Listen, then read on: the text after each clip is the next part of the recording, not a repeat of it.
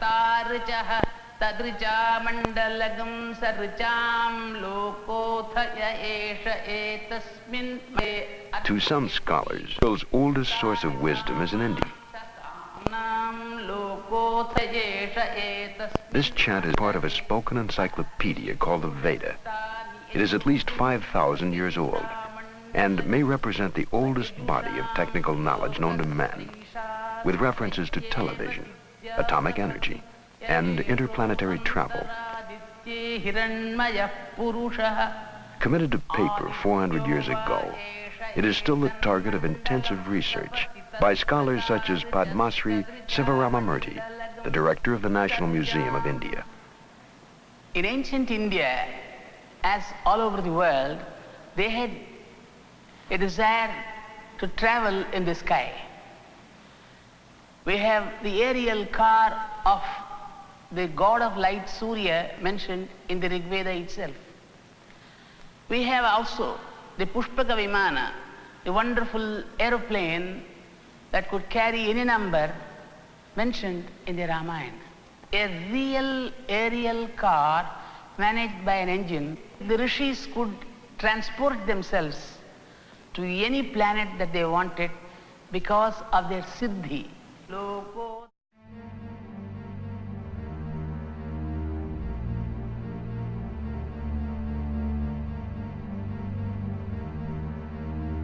The Sumerian civilization is the oldest known human civilization on Earth. Their gods were called the Anunnaki, which in Sumerian means those who from heaven to earth came. It blossomed out almost overnight, around 3800 BC, in Mesopotamia, the land between two rivers, Tigris and Euphrates, and came to a sudden end in 2024 BC, when it was laid waste by a deadly radioactive cloud brought by easterly winds from the Sinai Peninsula, where according to some ancient records, a nuclear war took place. The huge black scar in the face of the earth in the southern part of the Sinai Peninsula, and the blackened stones that show signs of being instantly melted by extreme intense heat. There is more evidence. Higher than normal levels of radioactivity have been found in the Dead Sea, and the site of Sodom and Gomorrah have been nuked at the same time.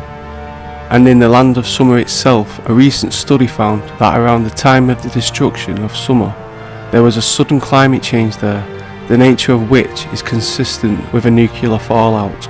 The date suggested by the study is the very same 2024 BC given by Stitching.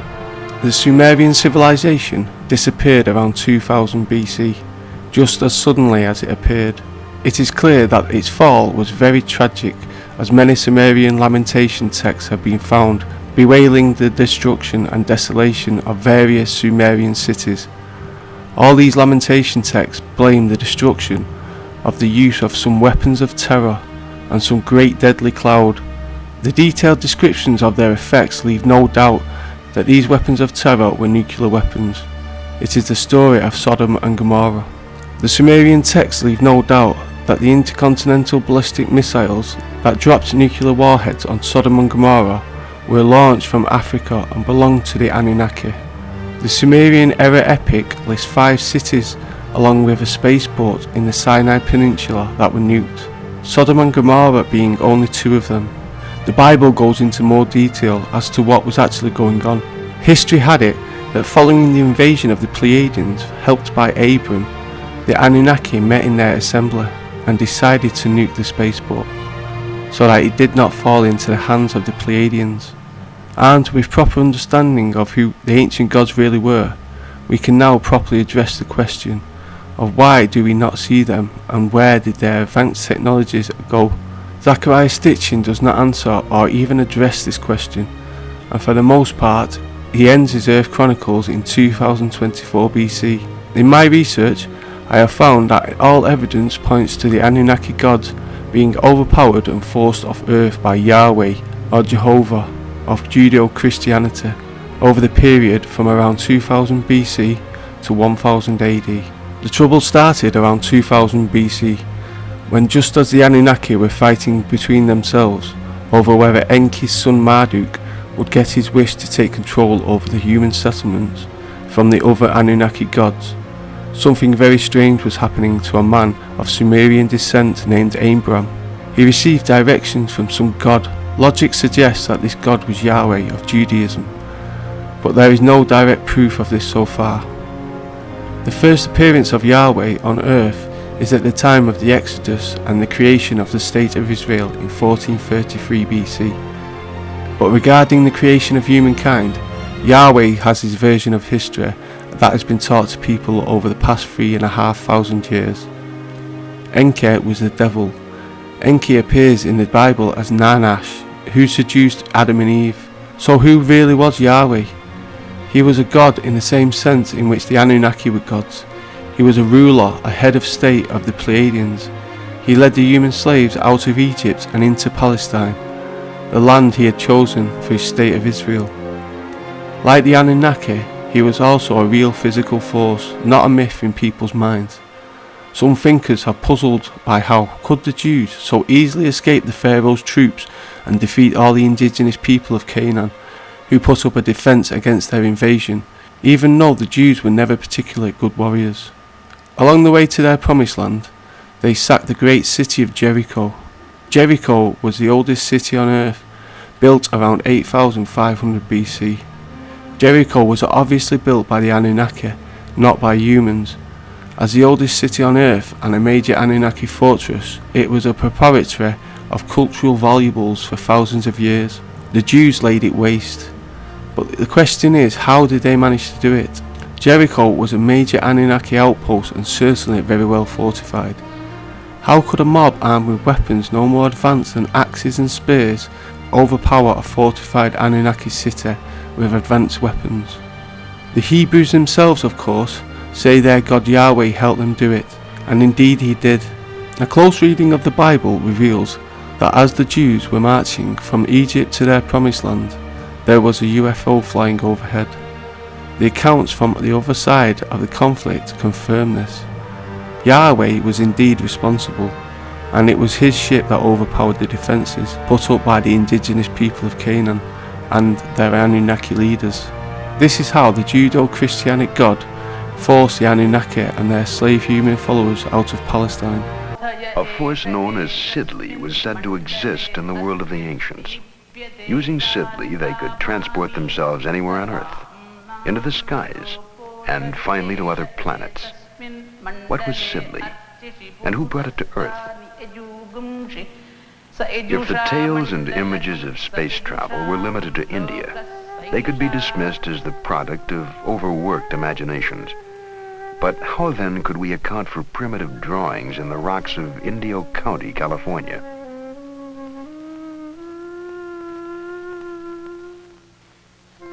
In the 20th century, we accept the existence of spacecraft. What event could possibly have inspired this 14,000-year-old drawing of a spaceship landing on the Earth? On a rocky plain in the Andes called Toro Muerto, hundreds of petroglyphs depict the same scene.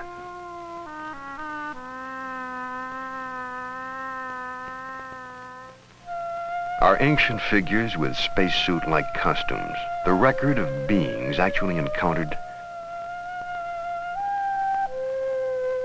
And where did the Indians of Colombia find models for these golden helmeted figures, sculpted more than 1,000 years ago?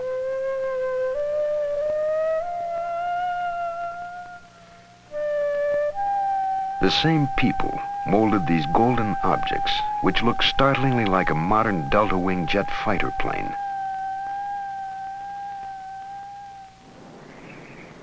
Could flight have played a role in the construction of this rocky fortress in Peru? Called Ollantaytambo, it spans a pass through the mountains that link the jungle with the sea.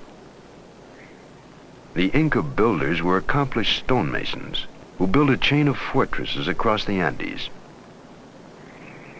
Nowhere is there an explanation for the technology used to carry enormous pink slabs, each one more than 60 tons, from this mountain where they were quarried, across the river and valley, and then 10,000 feet up the face of Ollantaytambo.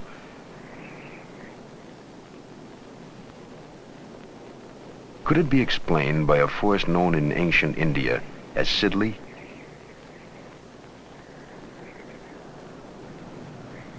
Cuzco, once the capital of the Inca Empire, is a mixture of Spanish and Inca architecture. The walls of this street contain a stone that has 12 angles cut within it. So tightly do the stones fit that no mortar was ever used to join them together, and not even a knife blade can be slipped between the joints. The wall once formed a part of an Inca temple of the sun. The Spanish conquistadors used the walls built by the Inca as the foundation of a church. In 1950, an earthquake shattered Cuzco, virtually destroying the church. Today, the people of Cuzco are still rebuilding the church atop the ancient earthquake-proof structure. The original walls, however, remain standing. Again, the question arises, did the Inca receive this building technology from the original colonists? The strangely knotted strings are called quipu. No one today can read them.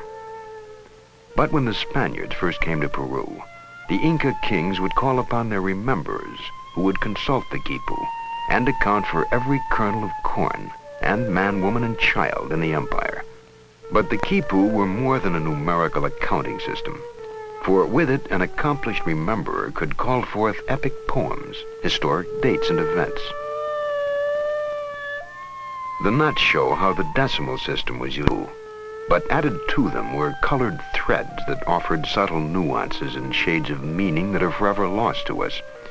So sophisticated was the quipu, however, that some investigators believe it was the Inca version of a computer punch card.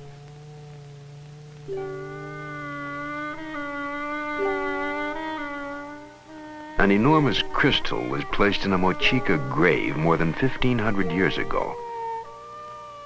It is among the hardest of all minerals, yet it was cut, polished, and shaped by a technology that theoretically could not have existed at that time. Other hands carved this skull. The British Museum calls it 15th century Aztec. But why would the Aztecs, who never created naturalistic art, suddenly render in crystal a skull? The bead is turquoise, another extremely hard gemstone. It is 1,700 years old and was probably part of a necklace or bracelet.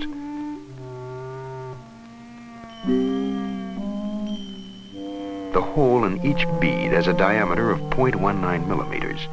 Even today, we can barely drill holes that small. The Ibis is native to Egypt, but it was carved into an ancient stone printing roller found on the Pacific coast of South America, 8,000 miles from Egypt.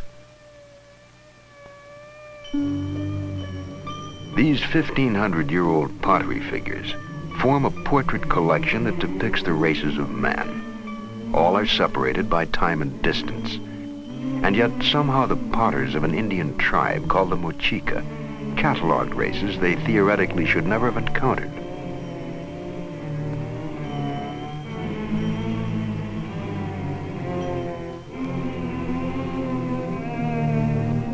Yahweh wanted to take control of the whole earth away from the Anunnaki. Over the millennium and a half before the birth of Christ, long and bitter wars were fought between Israel, headed by Yahweh, and the Anunnaki leaders. After centuries of bitter warfare, the Pleiadians were winning until a nuclear attack by the Anunnaki, mentioned before. The Middle East was lost to the Anunnaki. The Pleiadians had to evacuate to Western Europe. Forced out of the Middle East by Yahweh, where did the Anunnaki go? They settled in Eastern Europe. They became the gods of some ancient European peoples. Rome appears to be yet another culture under the aegis of the Anunnaki. The Roman gods were copied from the Greek ones, and the Greeks were Anunnaki.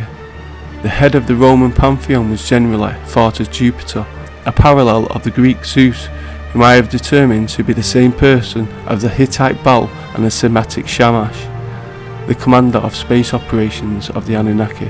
The Anunnaki were forced out of the Middle East first, then out of Europe. Their last home on Earth was ancient Russia, and when it was Christianized, the Anunnaki gods had to take off.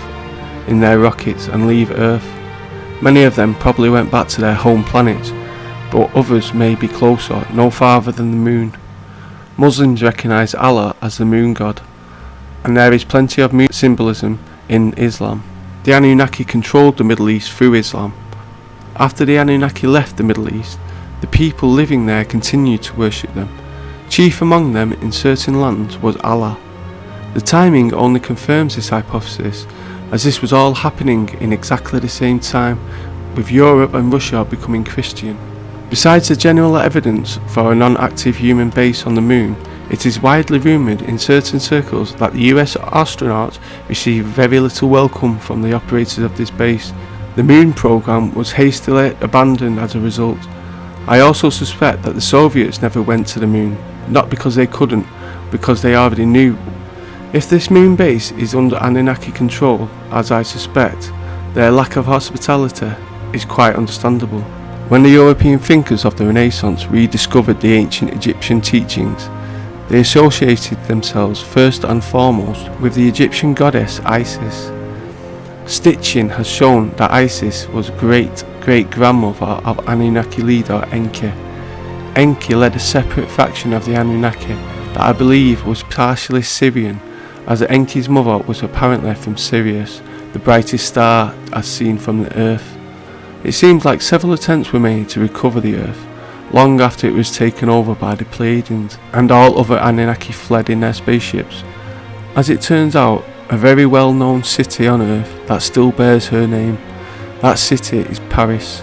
Paris was founded around 300 to 200 BCE, and its original Latin name is Par Isis, the city of Isis. In light of this knowledge, and that the fact that France was a major centre of enlightenment, coupled with some other curious facts, that Josephine, Napoleon's wife, considered herself almost a reincarnation of Isis, or that the French have copied many Egyptian elements and seriously contented building their own stone pyramids. A case can be made for the hypothesis that the Renaissance, which significantly weakened the Catholic Church, was none other than another attempt by the Anunnaki to take this planet back from the Pleiadians. It looks like that attempt was a partial success and a partial failure. It wasn't entirely successful, as the French Revolution was not carried all the way to a permanent regime change to bring back ancient Egypt. But it was partially successful in that feudalism gave way to capitalism. Wild capitalism led to revolutionary situations forming in Russia and Germany, but the two countries took drastically different paths, as the hidden war between the Anunnaki and the Pleiadians took a new turn. I believe that the Cold War was actually that very same cosmic war, with the Soviets being on the side of the Anunnaki and the US being on the side of the Pleiadians. Stalin's father was a Knyaz. Knyazi were the old Russian nobility stemming back from pre-Tsarist ancient Russia. An iron pillar was forged 1700 years ago in India. It confounds the laws of metallurgy. Too large to have been forged in one piece so long ago, it is rust-free after 1700 years. No less remarkable, although a mere 700 years old, is a rust-free iron tooth. Found in a Peruvian grave, it seemingly is as functional as any modern dental prosthesis. Other graves yield the suggestion that the ancient Peruvians were accomplished neurosurgeons. At the Cusco Archaeological Museum, Dr. Fernando Caballesi, professor of neurosurgery at the University of San Marcos, demonstrates. These skulls here are just a very small sample of the tremendous amount of skulls that were found in the graves of the ancient Peruvians.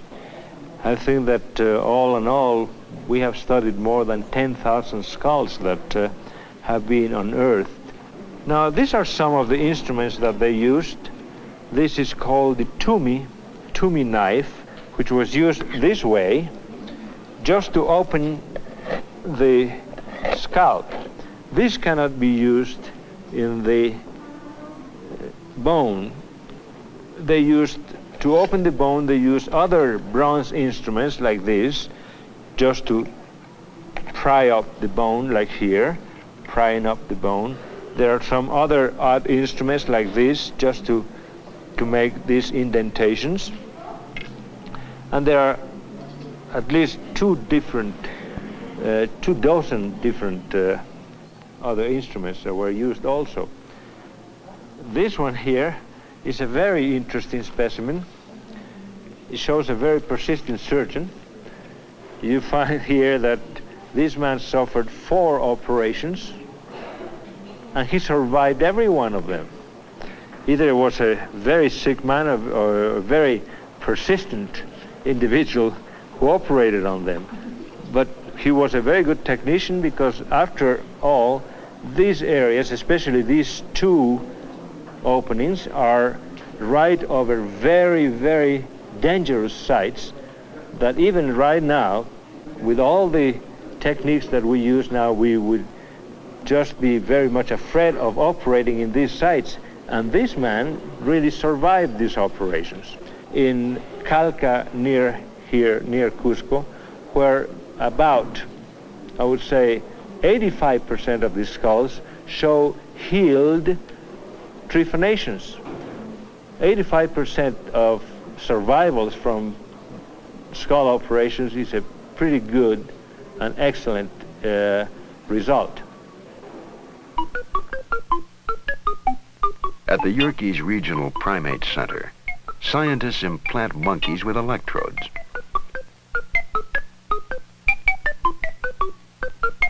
The experiment stimulates the brain with radio waves and thereby controls behavior. Are today's scientists seeking knowledge already gained by similar experiments performed centuries ago?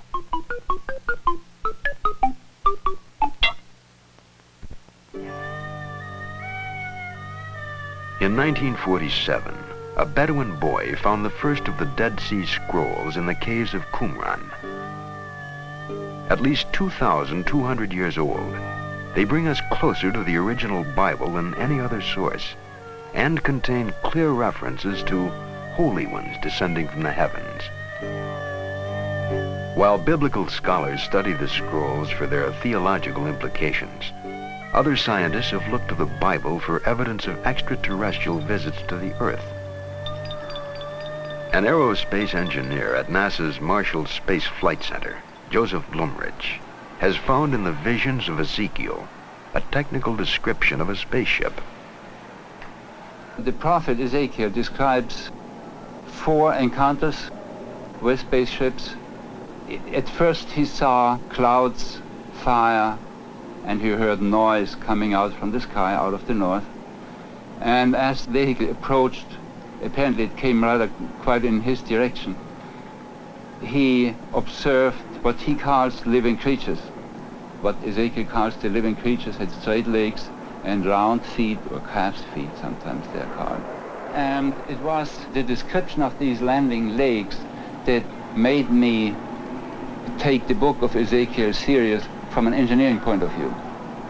I have had the opportunity about 10 years ago to work with my group in my office for the development of such a landing gear for an unmanned lunar landing station. For that hypothetical vehicle, we developed the landing gear and what we call the footpad, and what Ezekiel would call the round feet.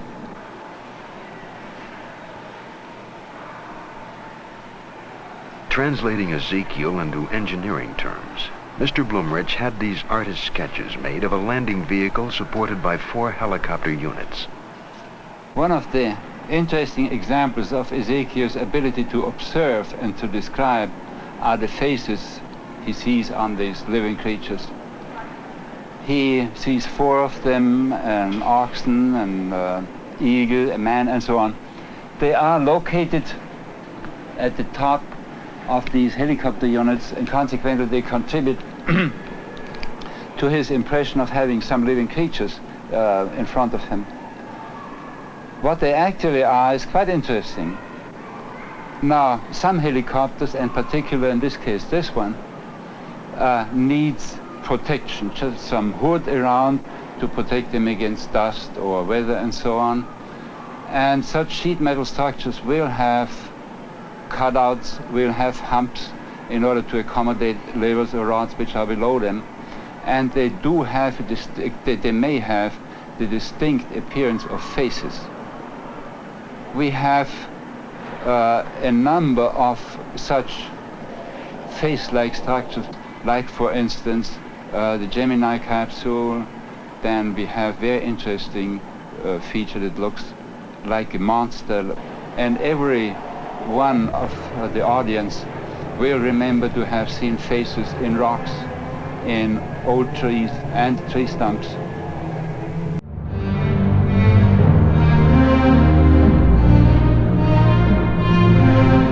Our DNA seems to have been manipulated in the past by beings that passed themselves off as gods. In Sumer, the alien race of gods were known as the Anunnaki. In Greece, the Anodota. In the Celtic law, the Tufara di Dana. In the Semitic scriptures, the Torah, the Talmud, the Old Testament, and other apocryphal texts like the Book of Enoch, they are called the Nephilim, the sons of God, or the Watchers. These Anunnaki are said to occupy another planet in our solar system, known to scientists searching for it as Planet X. This planet is called Nibiru by the ancient Sumerians, and is said to have a long elliptical orbit of 3,600 years. They created mankind as a slave race to work on their farms and in their gold mines, among other things. The Sumerian legends are clear. Man was made to bear the yoke of the gods. Man was separate from the gods, like a domestic animal, and there was a great cultural taboo amongst the gods against sharing any of their sacred information with humanity, even things such as writing and mathematics. These gods ruled directly over Egypt and Mesopotamia and the Indus Valley, and their rule was recorded in the histories of all three civilizations. At some point, it is told, some of the gods broke rank. This is again recorded in just about every culture on earth that has written or oral history of legends. Some of the gods, finding human females most appealing, intermarried with them, breaking of course a major taboo within their own culture, and creating a race of human god hybrids.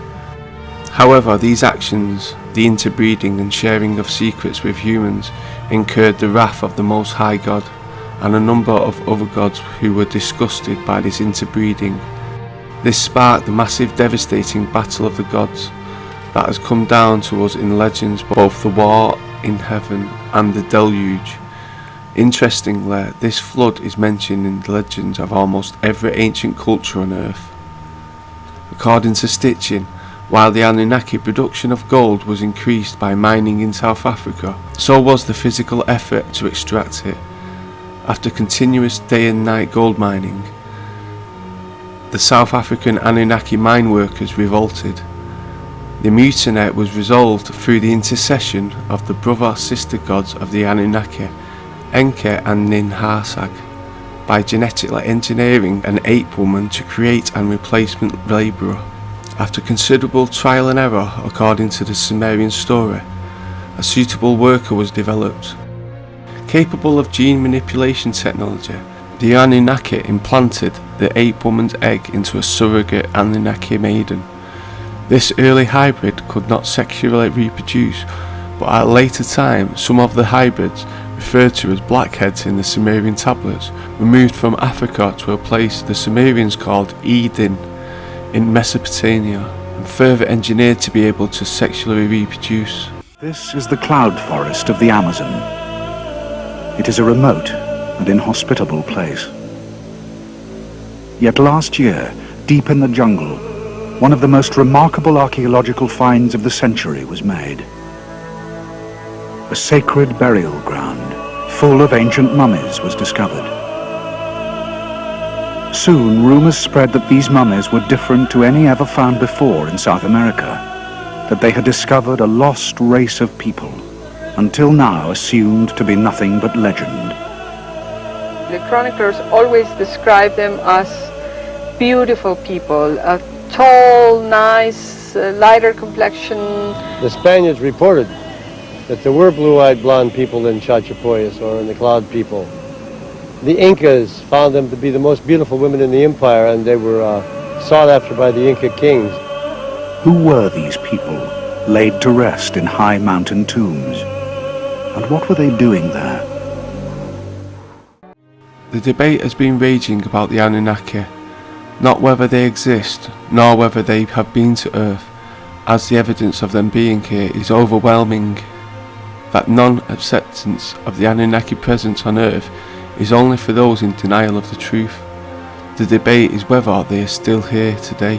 For years, much of the focus on investigating the Anunnaki has fallen upon the writings of Zacharias Sitchin, who has presented many theories, but also some hard facts.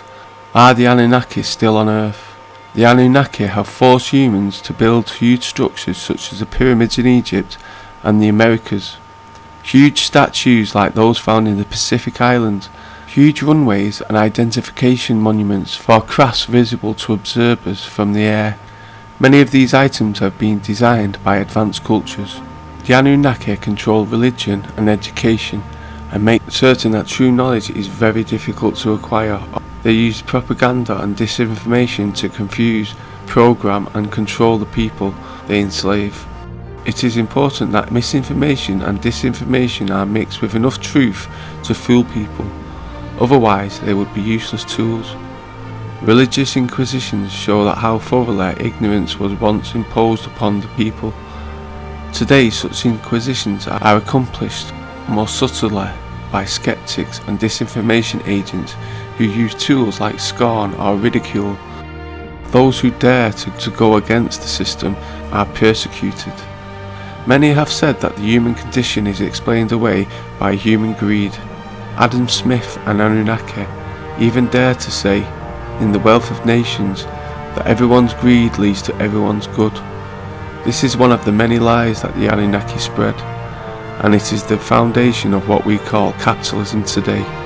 However, the human condition is not caused by human greed, it is caused by Anunnaki enslavement agenda. The Anunnaki have elevated the value of gold and silver. They use these and other precious metals to manipulate prices of goods, appeal to people's vanity, and often use them as basis of the money system. Many believe that gold and silver are the only true money today. In times of struggle, people tend to invest in gold and silver. However, the Anunnaki invented money to help them enslave the people. Gold and silver are used by the Anunnaki to make their contrived money system appear to have some foundations. The Anunnaki have developed tax systems which keep the rich and poor blatantly separated and segregated. The rich feel superior to the poor and the poor feel inferior to the rich. Hence there is a crevice which divides the upper and lower classes. The Anunnaki do not want any real middle class. They want the poor to be poorer and the rich to be richer. One of the ways this is being accomplished is via the tax system in the capitalist countries. However, class separation is also being done in socialist and communist countries. The social economic classes are clearly divided in all Anunnaki-influenced cultures. Under the current situation, the poor are literally put into a poor box that they cannot get out of, short of winning the lottery, inheriting something or acquiring money or fortune via some other means.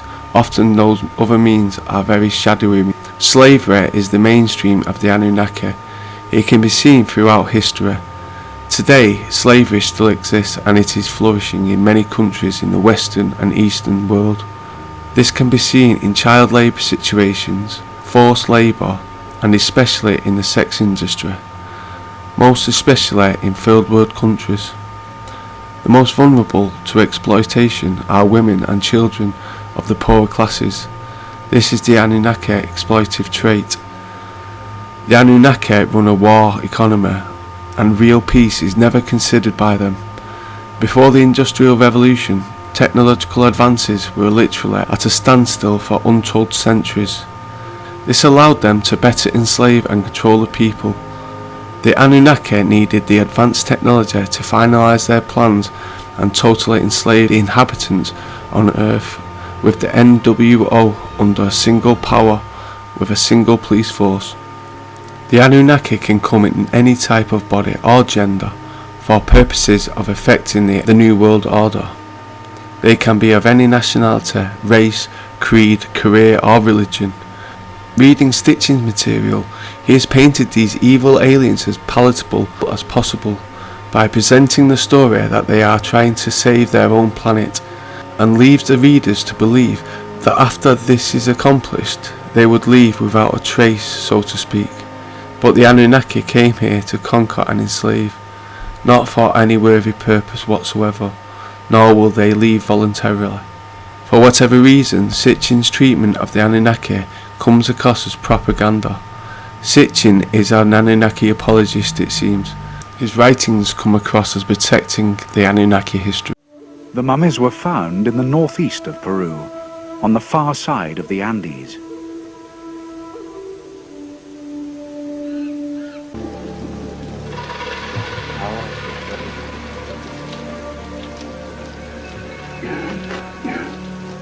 And there are also adult mummies here, wrapped in textiles. No, entonces espérate, lo va a aguantar. No, está bien, está bien, está bien. Bajen. Cuidado, un momento. These mummies are hundreds of years old and should have rotted in the high humidity of the cloud forest. Yet they are wonderfully preserved. Something extraordinary is going on here, something the team don't fully understand. But as they explore the site further, clues begin to emerge. ¡Wow! Espérate, Peter, te voy a tomar foto. Ya, posando.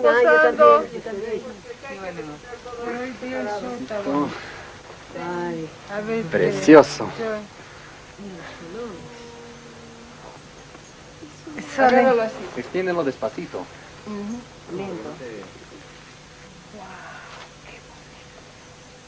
This is the best textile we've found so far, in great state of preservation. This is a men's shirt, and the technique for preparing this shirt is quite remarkable. The team's first thought was that they had found an Inca burial site. But figures of animals and demons are almost unknown in Inca art. And they didn't decorate the tombs of their dead with images like these.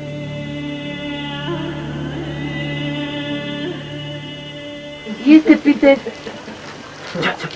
este checha, ¿no? The pottery is very unusual as well. It seems to be a mixture between Chacha and Inca influences. Peter Lercher is an anthropologist who's an expert on the cultures of this region. Comparing these pictographs with Inca design motifs, it's definite that they are not belonging to the Inca culture. They are expressions or artistic expressions of Chachapoyan culture. But who were the Chachapoya, or the Cloud People?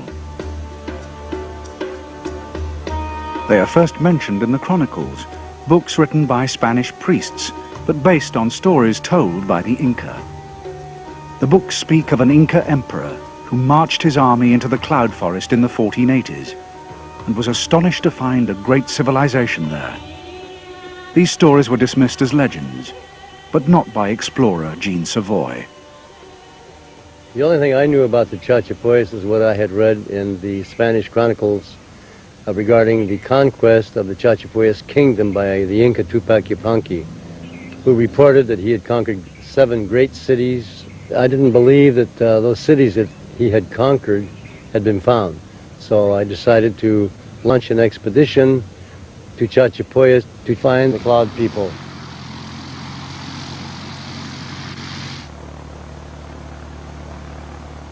It was 34 years ago that Jean Savoy first set off into the vast uncharted depths of the cloud forest. Finally, deep in the cloud forest, they came across ruins of great stone buildings hidden under centuries of jungle growth. I could actually at times hear the clashing of swords, the battles that were going on between the Incas and the Spaniards, or the Chachapoyas and the Incas, sometimes you would find ceramic vessels just laying on top of the ground. It's as if they had fled these buildings and left them. It was very exciting to be in a virgin place that people hadn't been in for centuries. The locals had always known about the ruins. The natives were extremely superstitious about the ruins being enchanted. They talked about Sulpe Machaco, which was a 7-headed snake that would wrap around you like a net.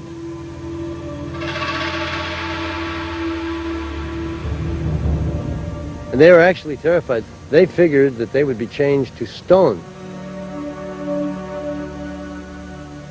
But what amazed me was the large number of round structures which we couldn't explain because the Incas built in rectangular linear lines.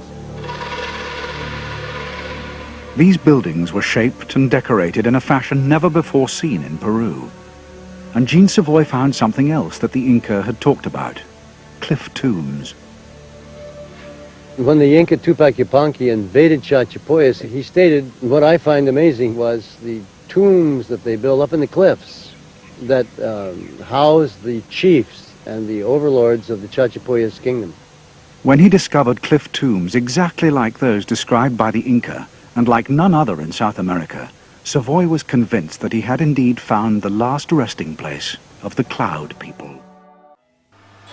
An Akkadian tablet said to them, "There are 7 in the depths of the ocean, there are 7 in the brilliance of the heavens, there are 7. They proceed from the ocean depths, from the hidden retreat." According to an Akkadian magic tablet, they proceed from the ocean depths, from the hidden retreat, from the ancient idea of the 7 never-spheres. Dante took his vision of the descending circles of hell. Early Christians taught that each human soul descends from heaven, picking up one of the 7 deadly sins from each planetary sphere along the way. Lust from Venus, anger from Mars, and so on. After death, the soul returned to the highest heaven, shredding the same sins one by one, while passing the innkeeper of the spheres, providing of course that the soul was Christianized and therefore properly enlightened. These 7 judges are a common mythical motif, also found in Slavic Serbian mythology. 7 judges and 7 messengers who flew across the universe in the guise of stars with trails. This information is what the ancients themselves wrote. The Gutte, also known as the Gutians, were a nomadic people of the Zagros Mountains on the border of modern Iran and Iraq. Their homeland was known as Gutium. Conflict between the people from the Gutian and Akkadian Empire has been linked to the collapse of the Akkadian Empire towards the end of the 3rd millennium BCE. The Gutte subsequently overrun southern Mesopotamia and formed a royal dynasty in Sumer. The Sumerian king list suggests that the Gutte ruled over Sumer for several generations following the fall of the Akkadian Empire. Little is known of the origins, material, culture or language of the Gutte, as contemporary sources provided few details and no artifacts that have been positively identified, as the Guttian language lacks a text corpus apart from some proper names. Its similarities to other languages are impossible to verify. The names of the Guttian Sumerian kings suggest that the language was not closely related to any other language of the region, including Sumerian, Akkadian, Hittite. W.B. Henning suggested that the different endings of the king's names resembled case endings in the Taurochan language, a branch of Indo-European known from texts found in the Tarim Basin in the northwest of modern China, dating from the 6th to 8th centuries CE, making Guttian the earliest documented Indo-European language. He further suggested that they had subsequently migrated to the Tarim. Since Guttian appears to have been an unwritten language, for the information about the Gutte, scholars must rely on external sources, often highly biased texts composed by their enemies. For example, the Sumerian sources generally portrayed the Gutte as unhappy, barbarous people from the mountains, apparently central Zagros east of Babylon. This period of the Gutian dynasty in Sumer is portrayed as chaotic. Initially, according to the Sumerian king list, in Gutian no king was famous. They were their own kings and ruled thus for 3 to 5 years. This may indicate that the Gutian kingship was rotated between tribes, clans, or within an elite. According to the historian Henry Hoyt Holdsworth, renowned archaeologist, the Gutians were pale in complexion and blonde. This was asserted on the basis of assumed links to the peoples mentioned in the Old Testament. This identification of the Gutians as fair-haired first came to light when Julius Opert published a set of tablets he had discovered, which described Gutian slaves as Namrum, one of the many meanings being light-coloured.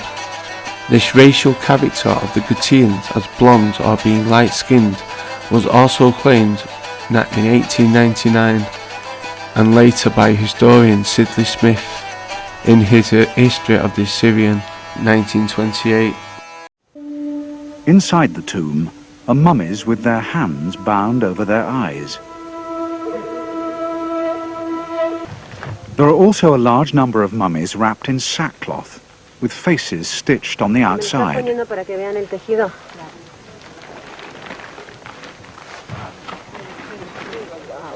look at that embroidery. Beautiful, look. Wow.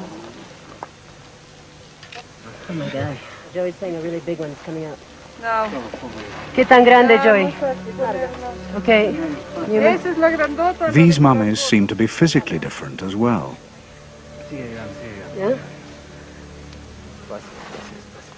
Mummy bundles ranging from babies to what seem to be really huge people. I mean, judging from the size of the mummy bundles, they must be about, 5'10", 5'11", which is really amazing.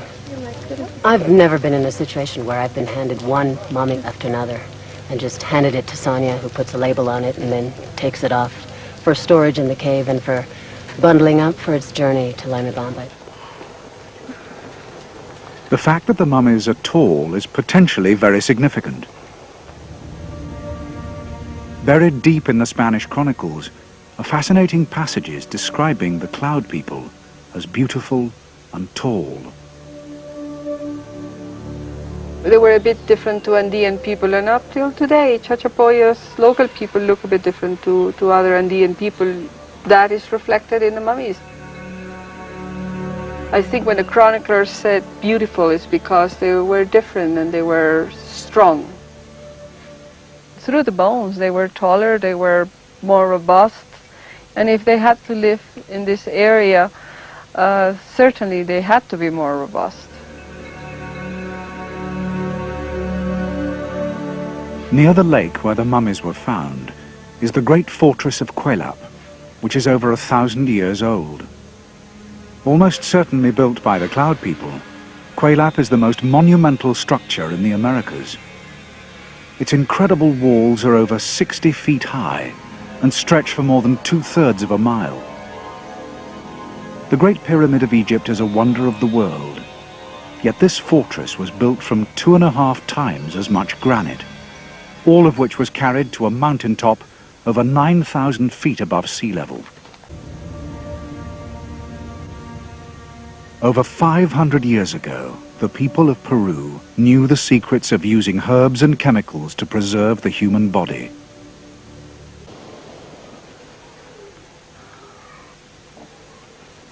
Okay. Sonia Guillen and her colleagues are not prepared to speculate on who these mummies were or where they came from.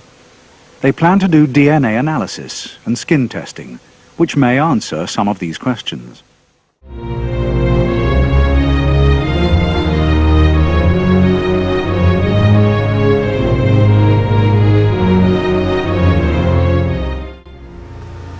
Our modern society is proud of recent scientific advances and incredible technological breakthroughs.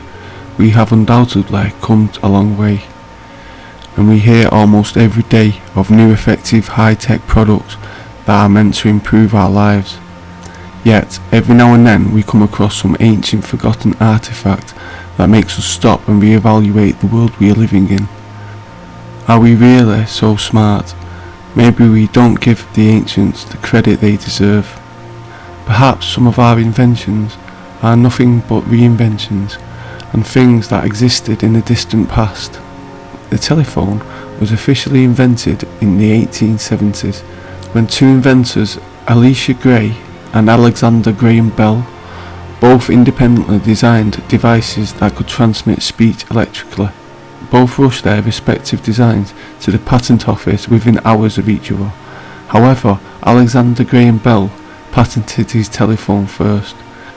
Gray and Bell entered into a famous legal battle over the invention of the telephone, which Bell eventually won. Most people are familiar with the story of Bell and his invented telephone. What many might not know is that 1,200 years ago, a simple society with no written language used a device that was similar to the telephone. In the National Museum of the American Indian Storage Facility in Suitland, Maryland, there is a precious object that could be the earliest known example of the telephone technology in the Western Hemisphere. This is unique. Only one was ever discovered. It comes from the consciousness of an indigenous society with no written language. The marvel of the acoustic engineering, cunningly constructed of two resin-coated receivers, each 3 1/2 inch long, and cotton twine cord extending 75 feet when pulled taut. The dazzlingly innovative culture was centered in the Rio Mocha Valley in northern Peru, wedged between the Pacific Ocean and western Andes. Smithsonian Magazine reports the Chimu Empire's capital was in Chan Chan in the Mocha Valley. It was an impressive ancient city. Chan Chan was the largest agricultural city in pre-Columbian America. The remains of this vast city reflect in their layout a strict political and social strategy. Based on what is known, in 1470 the Chimu were conquered by the Incas. The Chimu were a skillful, inventive people, and they were the first true engineering society in the New World. The Chimu telephone artifact has a mysterious past. Somehow, no one knows under what circumstances it came in the hands of a Prussian aristocrat. A shadowy Indiana Jones type adventurer, von Scholler began excavating in Peru during the 1930s. The telephone was a tool designed for an executive level of communication. Maybe they was forbidden to speak face to face with contacts. The Chimu telephone is an excellent example of showing our ancestors had ideas and inventions that in many ways are similar to our modern ones. Just like the Chinese scholar Zhang Keng created an instrument that could determine the direction of an earthquake. The historical gutter have been regarded by many scholars among the ancestors of the Kurds. According to some scholars, the term gutter by late antiquity became a catch term, described all tribal, nomadic and mountain people in the Zagros region. Julius Opert sought to connect the Gutians to remote antiquity to the late Goths, whom in 150 AD had known as the Gute tribe.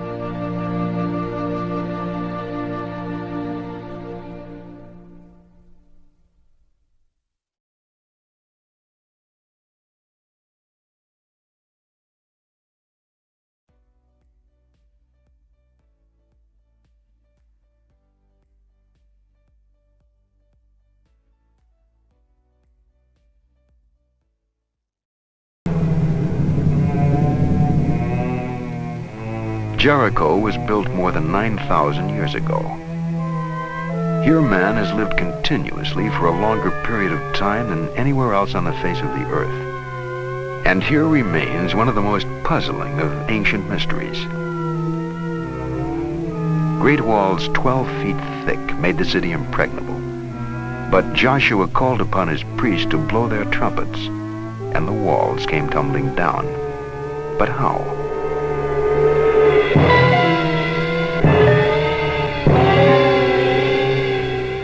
One theory holds that an earthquake tumbled the walls of Jericho. An earthquake that was part of an enormous planet-wide catastrophe.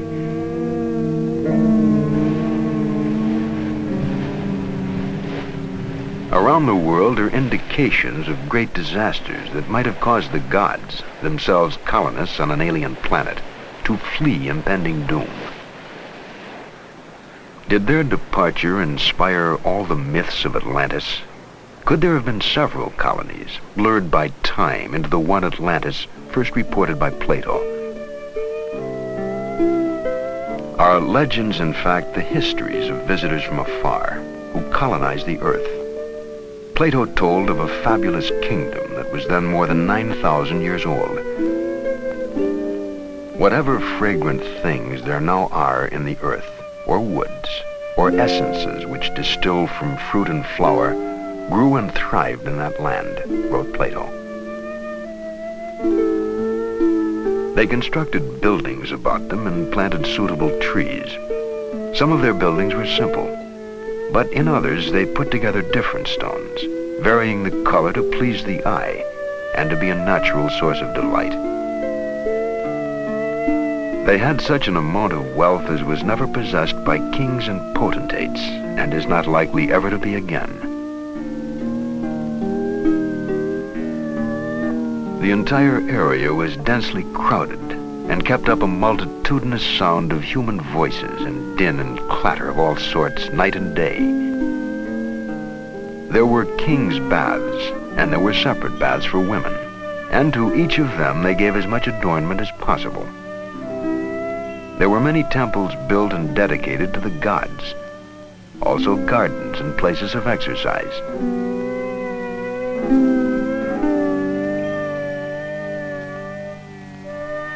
Over the centuries, the people of Atlantis apparently succumbed to the greed that seems eventually to afflict all civilizations. Their actions must have angered the gods, for Plato tells of Zeus calling them together to inflict punishment upon Atlantis. And when he had called them together, he spake as follows. And here Plato ends his tale in mid-sentence. But the people of Atlantis had been warned, and they fled the island in haste.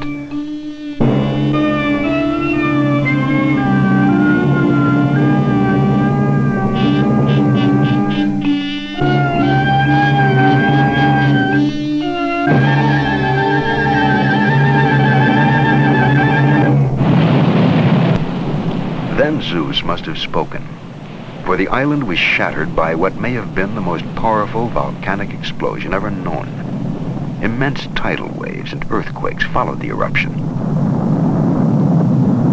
Scientists dated the catastrophe at approximately 1500 BC. This same chronology coincides with biblical and other accounts from all over the world that speak of or hint at incredible natural disasters.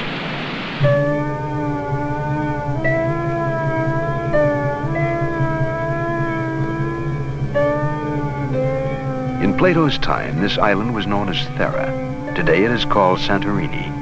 Was it also once the site of the fabled empire of Atlantis?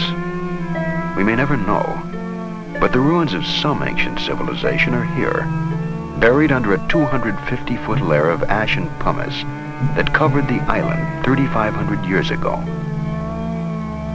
Was this the end of the beginning? The moment when all advanced forms of technology and culture vanished from Earth? Could their destruction be remembered now only as myths? Might such myths extend even beyond the Earth to incredibly dim memories of catastrophes suffered on other planets? Light years from our sun, in the constellation of Baudis, there is a red giant called Epsilon. It is circled by a planet that may once have supported life. Some scientists believe that a space probe was sent from that planet toward the Earth. They believe the probe received these signals in 1927. They were the first radio signals sent from Earth into space. These echoes have a different delay pattern. There is no natural explanation for the difference. Duncan Loonan, of the British Interplanetary Society, has interpreted the echo pattern as a message from the space probe, a message from a dying planet in Epsilon Bootes. The star has become what we call a red giant. If we look at this painting here, it can illustrate the point. What has happened is that the star has exhausted its reserves of hydrogen in its core. In this situation, the inhabitants of the planetary system would find themselves in real danger. Their own planet would get hotter. In time, all the planets would get very hot. They would have, in other words, to perfect first interplanetary and then interstellar travel in order to get away from the sun. So the probe then came to the Earth. It came to the solar system. It located the Earth. It came into orbit around the Earth, and it began looking for signals, radio intelligence signals from Earth that would indicate the presence of intelligence. All the star maps, all the diagrams that I've interpreted as star maps, seem to confirm this indication that it was about 13,000 years ago that the probe got here, and it had finally been activated by our radio signals in the 1920s. Was it doing it because it was signaling home that it had been activated?